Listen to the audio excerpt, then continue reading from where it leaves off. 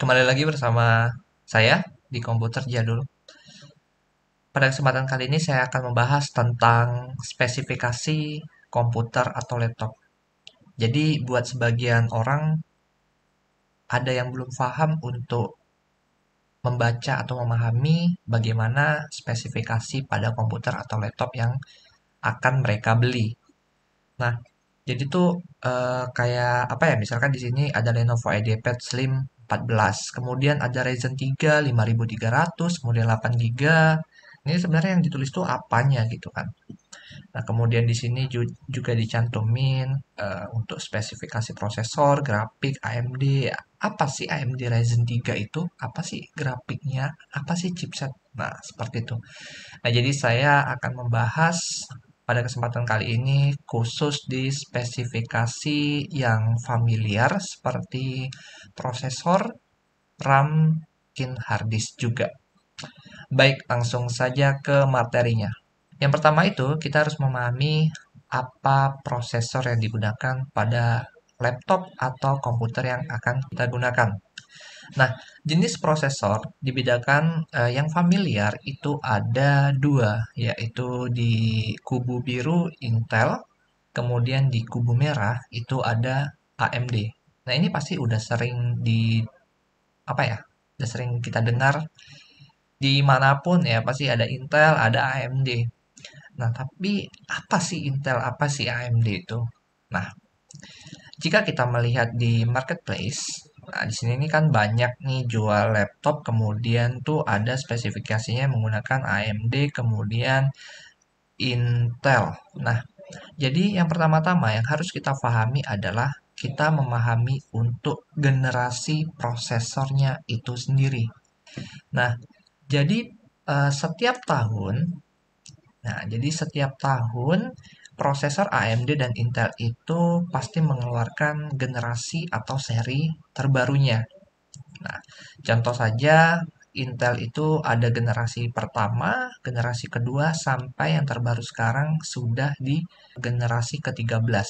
Untuk link spesifikasi prosesor Intel akan saya cantumkan di deskripsi. Nah, di sini ada untuk prosesor Intel Core lama itu untuk biasanya dual core, core to duo, core to quad seperti itu ya. Tapi ini biasanya rentan tahunnya sudah jauh, biasanya di tahun 2013, 14 gitu ya. Nah, di sini rekomendasi Intel itu masuk ke generasi keempat. Nah, yang mana jika kita buka untuk generasi keempat, nah kita melihat untuk tahunnya itu ada di tahun kuartal 1 2015. Nah, bayangin aja ini udah 2022 dan prosesor ini sudah ada sejak tahun 2015, generasi keempat. Jadi kita pahami di situ untuk generasi Intel. Jadi jangan mentang-mentang kita membeli laptop yang Core i7 tapi dia generasi kedua. Wah, itu udah jadul banget gitu ya. Nah, biasanya untuk generasi prosesor itu ditandai dengan kode. Jadi misalkan ini kan generasi keempat. Biasanya Core i7 4720. Depannya ini 4 gitu ya. Jadi ada kode depannya 4. Kemudian ada lagi misalkan kita buka untuk generasi kelima. Itu generasi kelima itu ada di tahun kuartal kedua 2015 juga. Masuk di kepala 5 untuk kode penamaannya di generasi kelima. Kemudian sama seperti halnya generasi 11, generasi 12, dan generasi ke-10, penggunaan kode depan mengikuti untuk generasi keberapa prosesor tersebut.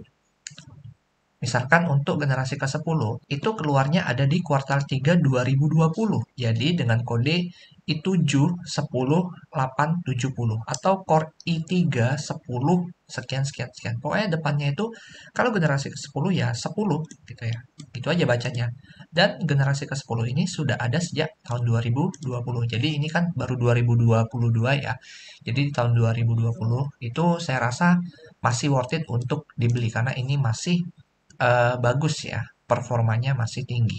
Kemudian untuk tahun 2022 di bulan November ini, prosesor Intel sudah memasuki ke generasi 12. Nah, gitu ya. Jadi, setiap tahun itu pasti ada generasi terbarunya. Kita berbicara untuk Intel, sama seperti halnya AMD. Nah, untuk AMD pun sama.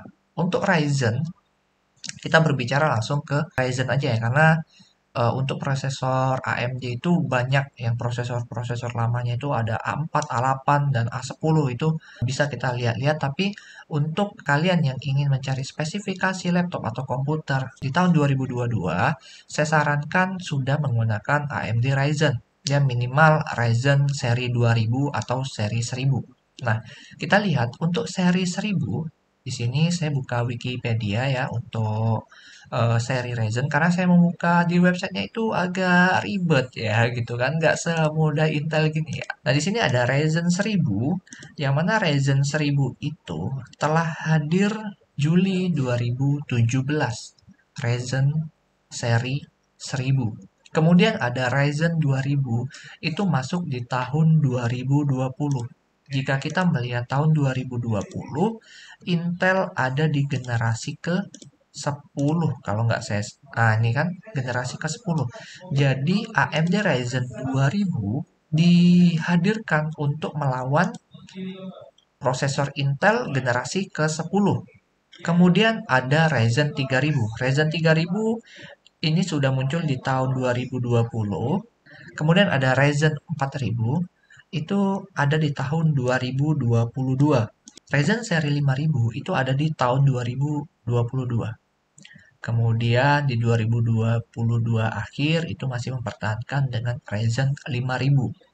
Dan sampai saat ini Ryzen 6000 sudah keluar. Nah, Ryzen 6000 sudah keluar untuk menyaingi Intel generasi ke-12. Dari penjelasan yang telah saya berikan, mengapa kita wajib untuk mengetahui generasi pada prosesor? Nah, yang mana generasi pada prosesor ini akan mempengaruhi tahun pengeluaran prosesor itu sendiri gitu. Jadi, contoh simpelnya gini, misalkan kalian ada diberikan pilihan untuk laptop Core i7 dan Core i3 gitu kan, dengan harga yang sama gitu kan. Pasti untuk orang yang belum tahu, itu memilihnya Core i7 dibanding Core i3. Namun kita lihat dulu untuk generasinya. Jika kita lihat misalkan Core i7-nya itu generasi keempat, tapi Core i3-nya itu generasi ke-10, ya kita masih mending ambil generasi yang ke-10 dong, walaupun itu hanya di Core i3. Namun jika kita melihat tahun keluarannya, itu pasti akan lebih baik jika keluaran prosesor itu lebih muda tahunnya ketimbang tahun-tahun lama. Karena ada pembaruan untuk optimasi core-nya, kemudian ada thread-nya, kemudian penyesuaian untuk aplikasi dan Windows-nya seperti itu. Jadi semakin baru untuk seri prosesornya, itu akan semakin baik pula. Dan mungkin juga masih mahal gitu ya.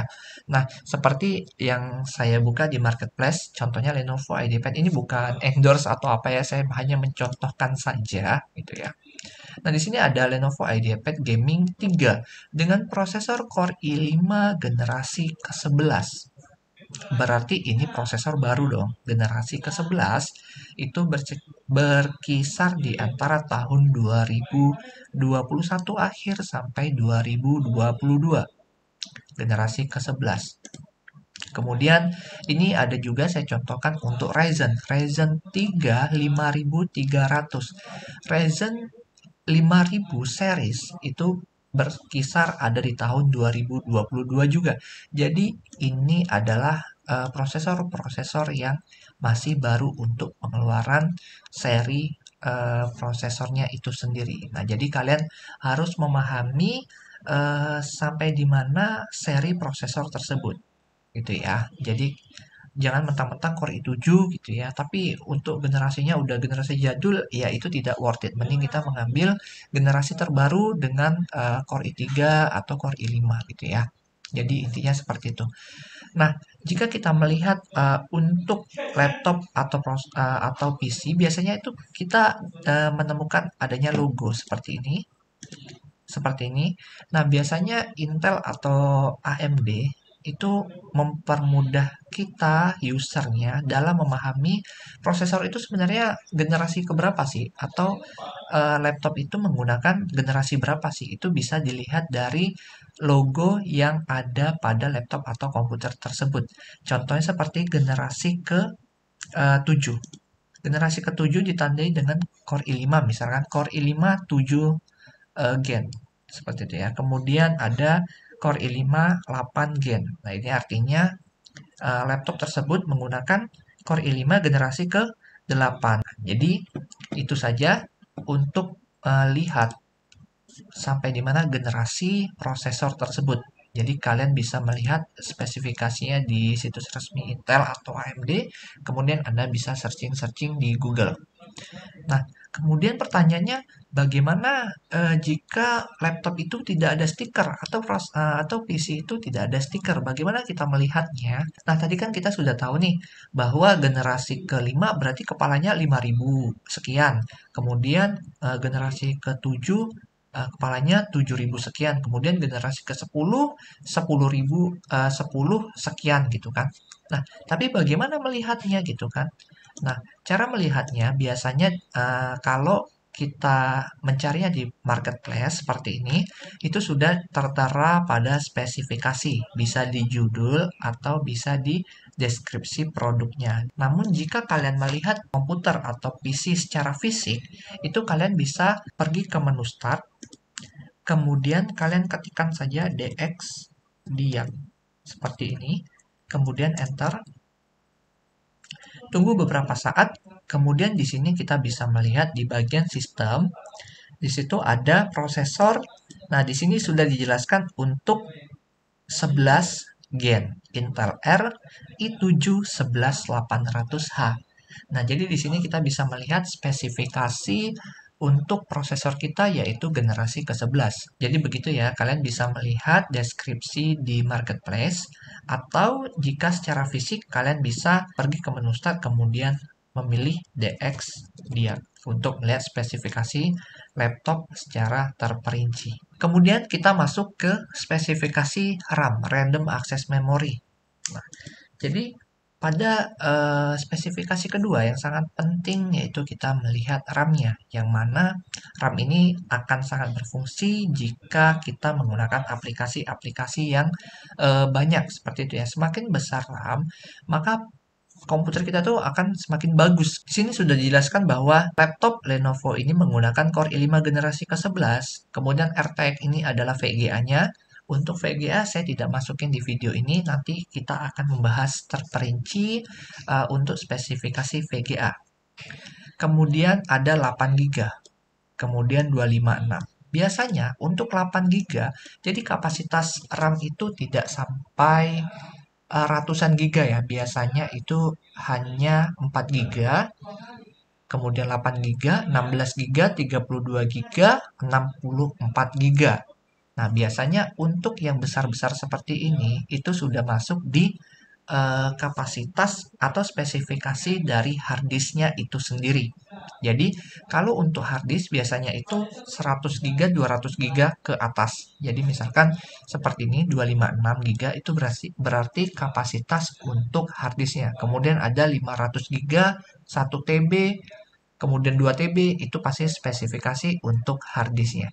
Namun di sini ada 8 GB, berarti itu kapasitas untuk RAM-nya seperti itu. Misalkan di sini ada 16 GB, itu berarti spesifikasi untuk RAM-nya. Karena memang kalau untuk spesifikasi RAM itu tidak sampai beratus-ratus giga ya. Nah, jika kita melihat di marketplace, itu semua spesifikasi sudah tertera di deskripsi produknya.